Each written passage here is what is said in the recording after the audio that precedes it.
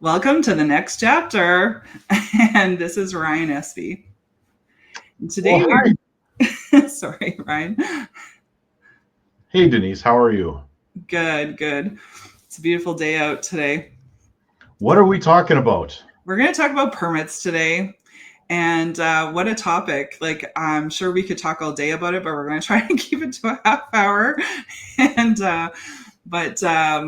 permits with the new offer to purchase. It's become a hotter topic because the new offer to purchase basically says, as a seller, that you have done all the permits that are required, and most sellers don't even know what's required. So, Ryan, can you start by telling us the basics on what a permit is? Sure. Can I introduce myself a little bit first? Yes. I've got to give myself some credibility. So I'm a realtor, of course. Yes. But I'm also a city councillor, and I have been since 2010. And for the past 8 years or so, I've also been a member of the Portage Planning District. I sit on the board, and we see all kinds of variations and things come through there, and permit requests and all that stuff. So I've got a lot of experience in this. I've got a lot of experience in dealing with permits from my own renovations to advising clients. But basically, a permit is permission to make a change to a house. So you take out this permit, and the purpose of it is that you do it to today's code. So people don't realize that code is grandfathered for whenever the house was built or renovated at that time. Right. So if you are making a change, this is a governing body that issues you the permit. Then they come in and inspect to make sure everything was done properly. And it's to protect not only the homeowner, but anyone that comes after them, so that they make sure that the work was done. You can count on the work being done to modern code. Right. That's perfect. Thank you for that. And how would sellers or any homeowner know when they should get a permit? Always consult your local planning district. And this is different in certain areas. So in Portage, we have the Portage Prairie Planning District, which governs all of the RM of Portage Prairie and the city of Portage Prairie. So it's a joint venture. Other ones, like there's the Red River Planning District, and in some municipalities, it's just the municipal office that issues these, and they have an independent person that goes and does the inspections for them. So wherever you live, you need to investigate what you need to do as far as pulling the permit. Right on. When you're dealing with permits in your area, do you have to deal with hydro directly for electrical permits, or are you dealing with Yes. So our planning district doesn't touch electrical. Okay. All of that is done by Manitoba Hydro. So if you're doing changes to gas lines or electrical services, you should be pulling up or talking to Hydro to see if you require a permit. There's some things that don't. So if you're changing the light fixture in your ceiling, that does not require a permit, right? Yeah. But if you're going to change your electrical service or your panel, that does. If you're adding plugs to a room, that does. If you're adding a new electrical service, that requires an electrical permit. Right. That's awesome. Thanks for that. And why does it matter if someone does something without one or not? Well, the main reason is for safety.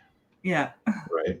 Yeah. So there's so many things out there that people might not realize they need one for, and they might be in the dark. So we'll get to the ones that people might not expect, but it is important that if you're making a change to a home, that you at least investigate to see if you need one. I just did a major renovation, and I did not require any permits, but the planning district still was curious. Really? So, yeah. Like if you're changing a sheet of drywall in a room, doesn't require it. If you're moving a wall that's non-structural, doesn't require it. Right. If you're moving something that is structural, yes, you need one. Right. Okay, sounds good. And from the buyer side, what are some red flags that might suggest that there was work done without a permit? Well, I mean, If you see something like a deck hanging off of a house that looks a little bit off and it was done in the last couple of years, Yeah. yeah, they probably did not pull one. If you walk in and you have seen the same 1,100 square foot bungalow that there's 1,000 of them, but this one looks distinctly different, Yeah. probably that should be a red flag for you that maybe a permit would have been pulled at some point. Now, this could go back a couple of homeowners. Right. The old story is, was it always that way? And if it wasn't, then a permit should have been required and they register them against that house. Right. For home buyers or even sellers who have bought the house more recently, is there a way for them to find out what permits were pulled? Yes, they should be, just like a seller would, or a homeowner would call the planning district. You as a buyer can inquire that way as well. And in some cases, your realtor can do that for you, to do that, or your lawyer can look at it and see if one was pulled. Right. And it will definitely you should be asking the questions to make sure that they had done their proper thing when they're doing it. Right. Yeah. The downside with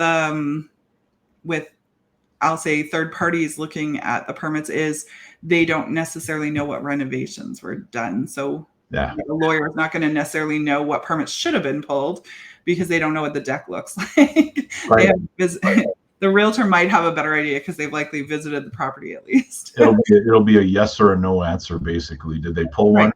Well, no. Well, Yeah, there's been no permits pulled, or Yeah. yes, there has. Yeah. Yeah. Yeah. Mhm. And they'll also be able to check if there's permits that were opened and never closed off. So Right. Which I feel like is a really common issue. that is, so people will take the permit out, they'll do the work, and they'll forget about it, and then you'll find out that this permit is open. Yeah. Now, in some cases, that's not a big deal. In other cases, it's a very big deal. Yeah. Yeah. I saw in the city of Winnipeg, there's a time frame where the inspectors were so busy that they literally in the city of Winnipeg, there's actually a website to check for permits, and and there's a section of time where they just they blanket closed a whole bunch without inspection, and it literally says that on the website, and there's nothing that they will do about those. Well, I mean, that is the thing that we have to deal with, and sometimes it's just buyer beware. Yeah, But exactly. you could run into some problems. Yeah, there could be something that was done that wasn't to code, so the permit was pulled. It was never inspected. It was just blanket closed. Right. But it says closed without inspection, so at least the buyer is aware when their realtor's looking that up. Yeah. Yeah. So if a buyer discovers unpermitted work, or even a seller, all of a sudden finds out that, their contractor didn't take out a permit, what should they do? Well, title insurance will generally protect you a little bit, depending, but that's something you have to take up with your lawyer. Right. But if you're aware of something, there could be some gray area in there, and you should at least ask the question, and you can walk away from a deal based on that. A home inspection will tell you a little bit, but it doesn't look behind walls to see what's happening. Right. Yeah.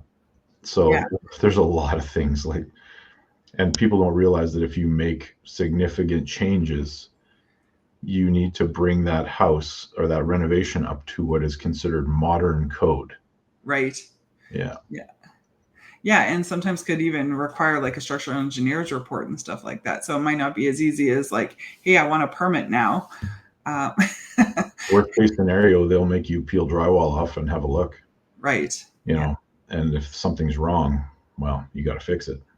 Right. Yeah. I do know of a situation in the RM of Springfield where they had them tear out the entire basement because it was done without permits. Yeah, and that's a big risk for a buyer to take. Yeah. But in some cases, absolute for sure. My dogs are going crazy. That's okay. My dogs, I heard them. They're interest is peaked. Yeah, for sure. It's okay, Penny. Yeah. Anyway, where were we at? Yeah, so we were just talking about how if they have to remove a bunch of stuff so that it can be remediated. Yeah. So there's some cases where, plumbing was redone or a bathroom was moved, right? Where it could be a bit of a nightmare because they have to really dig into that, make sure the plumbing was done properly, the electrical was done properly, Yeah. a structural wall was done properly, and it could be pretty cumbersome. Right. Most planning districts are pretty reasonable. Like they'll maybe look at cut a couple of holes and check some things and make sure it was done right. Yeah. You can generally get it dealt with, but in some cases it could be a complete disaster. Right. Yeah. And yeah, so hopefully in those cases, title insurance would help out. But if a seller finds out that their contractor didn't pull permits, is there like a way to deal with that? Yes, unfortunately, it would involve lawyers, I think. No problem. So you would need to consult your lawyer, get a legal opinion on what you should do and how you should proceed. Right. Particularly if you're just a homeowner, you got some work done, and it's not actually the contractor's responsibility to make sure a permit was pulled. It is the homeowner's responsibility to make sure the permit was pulled. So a contractor will do what you pay them to do. Right. They won't necessarily look after getting that permit for you. You need to go do that. So it's a question you should ask your contractor. And there are subtle differences. Building code doesn't change, but each municipality may govern things just a little bit different. Right. Yes. Yeah. Yes. I'm like looking at my questions, sorry. And I'm like, oh, that sounds like a question I already asked. Yeah. What happens if a buyer's agent asks for proof during an offer of permits? Well, I mean, they're obligated to provide that. Yeah. Or at least, they can simply state that it was like that all along and there was no permit required. And that might be the case. That might be the case. There are gray areas in there. Like, if you move a toilet over 3 feet, they might not require you to pull a permit for that. But if there's a bathroom where there was no bathroom, then yes, you should have gotten one. Right. For sure. Yeah. Yeah. How do unpermitted work, how does it affect the value? It kind of depends what it is.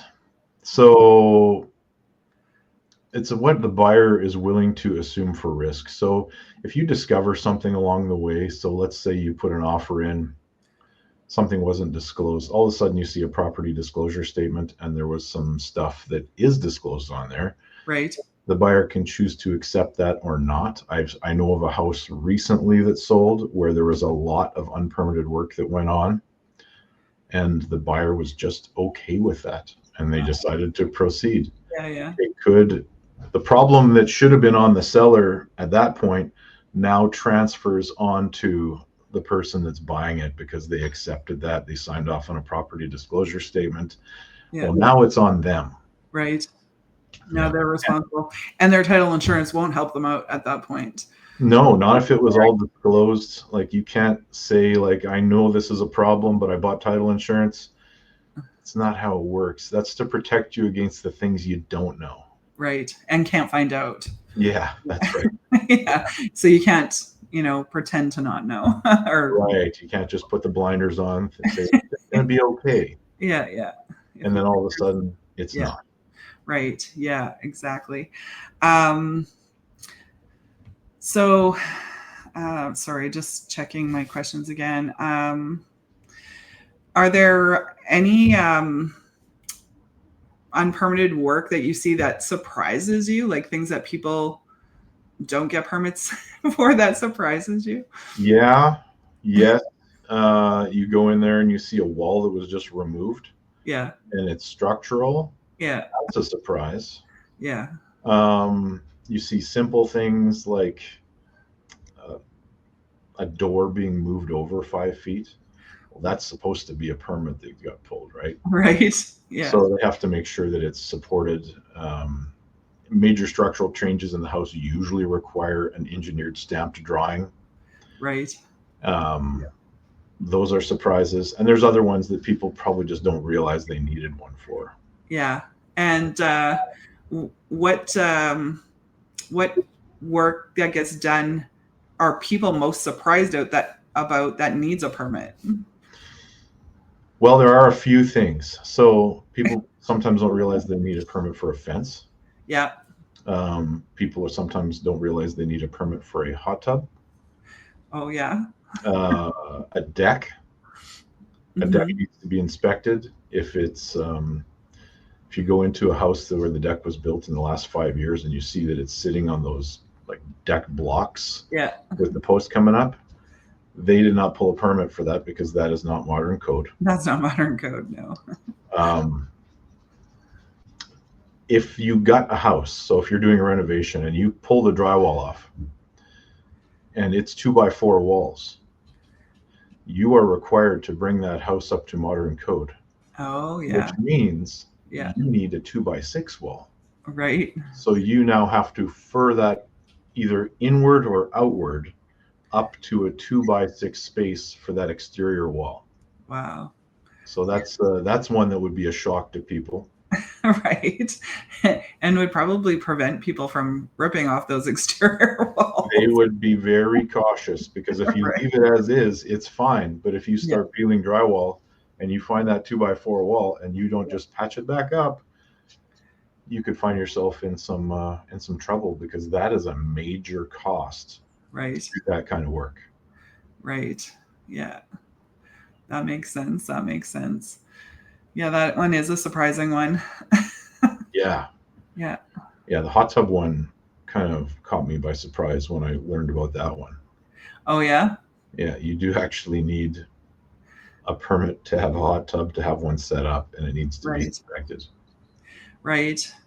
From an electrical point of view, that even makes sense, though, right? Because that requires like a 40 or 50 amp service. It requires an electrical plus whatever it's sitting on.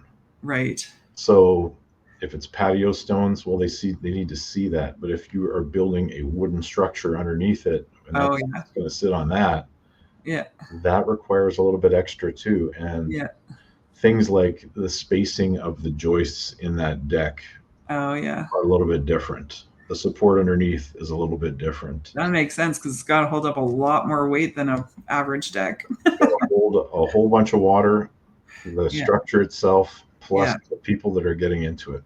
Right, exactly. That makes sense. So you can't just throw a hot tub out on your deck. Okay. Right. That's good to know. I wonder if it also applies to those like quick plug-in ones that Costco sells. That one I don't know, like those portable ones. I don't think that requires one if you're just using an existing service and throwing, because it's temporary. You can move it, it's temporary. Yeah, but that makes sense. But you'd still have to have you'd think, I guess because it's not staying there, I guess they can't really look at the structure that it's sitting on. That's right. Mm-hmm. Yeah. So I came up with this little quick fire thing, true and false. Sure. Just to keep things fun because permits are not very exciting. So true or false, permits are just a money grab. False. If a contractor says you don't need one, you're fine. Ooh, that's I'm gonna say false because I know lots of contractors that will do the work without the permit. Right. And in some cases, I know of contractors that will replace an electrical panel with it being hot. Oh, wow. So that happens quite a lot, and it's tough to prove that happened. Right. But in order to disconnect the electrical service and do it properly, you need to actually pull the meter out of the hydro. The hydro meter has to come out. Oh, wow. Yeah. To kill the electricity to the house so you can do that safely. But some will just take that 100 amp or 200 amp wire and they'll just plug it right back into a panel and at great risk to themselves. Yeah, no kidding. Go from there. That's a tough one to prove though. Yeah. Because they don't want to deal with the red tape. Yeah, that's right. Yeah. and waiting for someone from Hydro to come Waiting and for an cut that little inspector. seal off of your meter, because if that Yeah. thing's gone, that's a red flag. So if you go outside and you see that that little plastic locking thing is cut off of there, Yeah. ask if they did a permit for that, because that thing is supposed to stay on there until someone from Hydro cuts it off and replaces it. Oh, wow. Okay. That's a good one. Older homes are grandfathered in Yes, that is true. until you open Until them you make the change. up. Yeah. Yeah. So if you have someone going through a house and they say, well, this doesn't meet code, well, it did, Right. and it's okay right now. Yeah. Yeah. Yeah. I feel like that's super common with like tons of things, but always the GFCIs in bathrooms and kitchens, right? Anything past a certain age isn't going to have GFCI in the bathrooms and kitchens, which is now current code. Yeah, that is correct. And the one exception to that rule is knob and tube wiring or aluminum wiring. Yeah. And it's not so much that it doesn't meet code. It doesn't, but insurance companies will put you through the ringer on those things. That's absolutely true. Yeah. Yeah. Yeah. And that poly B plumbing. Yeah, that's right. Yeah. You can't fix unpermitted work once it's done. False. It only matters if you're selling. False. Also false. Okay, so let's see. I think we've covered everything. So, yeah, quick recap. Always check before you start a project if you need a permit, and every municipality has a website for planning, and if they don't have all the information on their website, there's usually a phone number to call. And I find most of the planning department is incredibly helpful, and they're happy to send you all kinds of information and chat with you about what you need and what you don't need for your project. Yeah. Um, But in general, mm-hmm. new plumbing, new wiring, wall changes, new windows. Now, when I say new windows, I don't mean replacing a window. Changing any size. Yeah. If you're changing the window from what it was to a new one, you don't need a permit for that as long as it's the same size. Yeah. If you're changing the size of the window or relocating it or cutting a new hole, whether it's a window or a door, you definitely need to do that. Right. Yeah. Yeah. Yeah. Especially those egress windows where they're cutting into your concrete. Yeah. I shouldn't say especially. It's the same thing. It's the same thing. Yeah. It's the same thing. Yeah. And it's all about the structure above that window or door. Right. Exactly. Yeah. Exactly. And verify that the work needing a permit had one. Like if you did work, it's, check to make sure that you had one, especially if you are selling, because now you have to be able to say, yes, we got permits for everything we did to this house that needed one. And it's not to the best of your knowledge anymore. It is a yes. If you walk into a house that was built between the 1800s and 1995, and it's all of a sudden open concept. Yeah, it needed a permit. It needed a permit. Right. Exactly. And that sounds like pretty much everything we were going to talk about. So thank you so much for your expertise on all of this. Well, it's a subject that people don't put a lot of stock into, and it gets even a little more complicated when you're dealing with secondary suites. Oh, yes, for sure. They weren't existing previously. So, I mean, that's not necessarily even a permitting issue, but a municipal regulation issue. Right. So people move into a house, they think, oh, this is great. I have a side entrance and I can put a suite downstairs. Yeah. You can, but there are requirements. Right, exactly. And again, like the people at the municipality are there to give you the information, and they're happy to do it. Like it's not like they're trying to gatekeep it. So give them a call and chat with them, and they'll help you get to your goal. That's right. I mean, they're there to help you, and they're there to make sure that everything's good. So, some municipalities are harder than others. Some I hate to say it, but if you know a guy that is the inspector, sometimes they'll sign off on it, but that's not a good thing either. No, definitely not. Yeah. Yeah. I know we were talking about Brookfield before we started the podcast, and I know like for if we're selling a house and dealing with someone who's using Brookfield to transfer, which is generally military or RCMP and stuff like that, they are really strict on making sure that their people are buying stuff that has all the permits and stuff like that. Like if that is a disclosed item on I mean, we've seen that as disclosed items in the past on the old PDS to the best of our knowledge, but now like we're going to see it more and more on the offers. So I wonder how it's going to affect those purchases, because it's going to take a lot of houses out of the running if people are just excluding that clause constantly because they don't want to look into it, right? Yeah. So, and it's a negotiation thing too. Like in Winnipeg, we know that the market can be a little crazy with competing offers. right. First thing to go is that home inspection. Yep. And Brookfield requires it, so you can't just it falls off pretty quickly, and the people that win generally haven't required one, and the seller will actually welcome one that doesn't have a home inspection. And in some cases, we're dealing with someone who has never lived in the house, so a property disclosure statement's not required. Well, the new regulations require a bit of history there too. So if there was a property disclosure statement that was done 3 owners ago, that may come into play. Absolutely. Yeah. Absolutely. Yeah, and I know a lot of realtors are talking about like excluding, I think it's 9D that applies to, or is it 9G that applies to permits? So they're talking about excluding that for like people that haven't lived in a house either. But like typically they're the ones doing the repairs, so like they should know if permits are pulled or not, even if they haven't lived in the house, unless they are like a POA or executor. But like I wonder how that's going to affect like some of those sales that require permits and inspections, right? Like, I mean, they can still get an inspection. They just won't know the permit history, I guess. But that's going to be an interesting thing, because landlords generally get off the hook on all of that stuff.